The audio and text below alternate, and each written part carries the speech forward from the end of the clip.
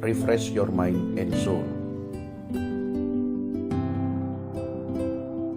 Shalom Bapak Ibu yang dikasihi Tuhan, kita jumpa kembali di dalam Refresh Your Mind and Soul. Sebelumnya mari kita berdoa. Bapa di surga, Bapa dalam nama Yesus, kembali kami mau merenungkan firman-Mu. Tolong kami Bapa dengan kuat kuasa Roh Kudus-Mu untuk melakukannya dalam kehidupan kami. Dalam nama Yesus kami berdoa. Amin. Bapak Ibu yang dikasihi Tuhan, kebenaran firman Tuhan hari ini terambil dari Kejadian pasal yang keempat, ayat yang ketujuh. Demikian firman Tuhan. Apakah mukamu tidak akan berseri jika engkau berbuat baik? Tetapi jika engkau tidak berbuat baik, dosa sudah mengintip di depan pintu. Ia sangat menggoda engkau, tetapi engkau harus berkuasa atasnya. Bapak Ibu yang dikasihi Tuhan,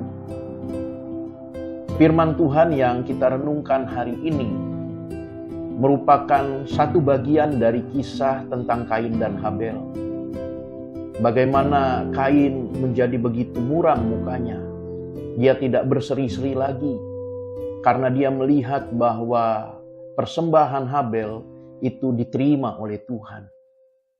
Bapak Ibu, di sini kita melihat begitu kuatnya kaitan antara dosa dan keinginan daging. Tuhan tidak pernah mau membiarkan setiap anak-anak Tuhan jatuh di dalam perbuatan-perbuatan yang bertentangan dengan firman Tuhan. Dia tidak mau setiap anak-anaknya melakukan apa yang menjadi sebuah dosa di hadapan Tuhan. Itu sebabnya pasti setiap orang percaya yang menerima Yesus Kristus sebagai Tuhan dan Juru Selamat di dalam kehidupannya, mereka akan terlebih dahulu diberikan semacam alarm atau peringatan pada saat mulai ada tanda-tanda untuk jatuh di dalam dosa. Sama seperti Kain, Tuhan sudah peringatkan, Tuhan sudah memberitahu dengan mengatakan apakah mukamu tidak akan berseri jika engkau berbuat baik. Ini merupakan sebuah peringatan dari Tuhan. Bapak Ibu yang dikasihi Tuhan, harus sadari dosa timbul karena keinginan daging yang tidak dikuasai. Itu sebabnya Tuhan katakan di dalam ayat yang ketujuh tadi, tetapi engkau harus berkuasa atasnya. Dosa merupakan sebuah hal yang bukan saja berbicara perbuatan-perbuatan jahat, tetapi dosa itu lebih kepada sesuatu yang tidak sesuai dengan targetnya atau luncas, tidak mencapai sasaran. Jadi Bapak Ibu harus diketahui dengan baik. Dosa terjadi karena keinginan daging yang begitu kuat. Keinginan daging yang tidak bisa dikuasai oleh kita.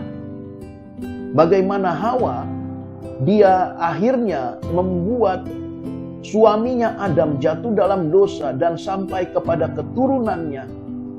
Akhirnya harus mengalami dampak dosa karena ketidakmampuan Hawa menguasai keinginan daging atas bujuk rayu iblis sehingga dia memakan buah pengetahuan yang baik dan yang jahat.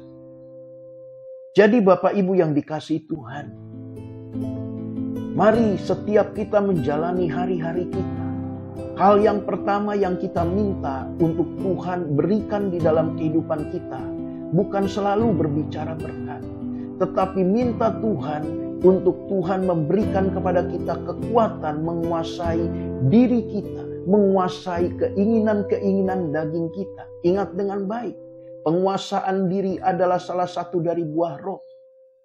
Seringkali kita melupakan hal ini. Kita lebih berfokus kepada berkat. Kita lebih berfokus kepada apa yang kita ingini.